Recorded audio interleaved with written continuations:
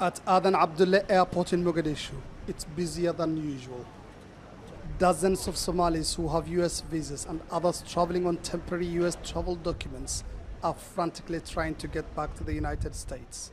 These are very desperate people, but I'm sure they are resilient enough that if they are unable to get into the United States, they will ultimately make a life for themselves. Somalis do not easily give up on life. Turkish Airlines is the only international airline with flights to and from Mogadishu. Most passengers therefore transit through regional travel hubs in Nairobi, Kenya, and Addis Ababa in Ethiopia. Although the Trump order does not mention any action towards immigrants currently living in the United States, some Somalis fear deportation. Somali-born US citizen Liban Mohammed has just landed in Mogadishu.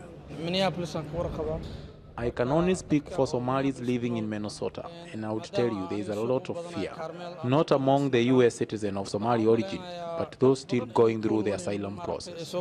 Their fears are valid. The Trump administration started deporting people to Somalia just days after his inauguration. At least 90 people were deported from the United States to Somalia last week after spending time in prisons and detention centers. 26,000 Somali refugees in Kenya are also affected. The refugees in Dadaab, the world's largest refugee camp, have been waiting for resettlement in the US for more than a decade because of extensive medical checks and interviews. It's going to be horrific for those people unless some other country that are comparable to sort of America of some sort is able to welcome them. I think it's one of the most cruel acts of any government at any time in the history of the United States.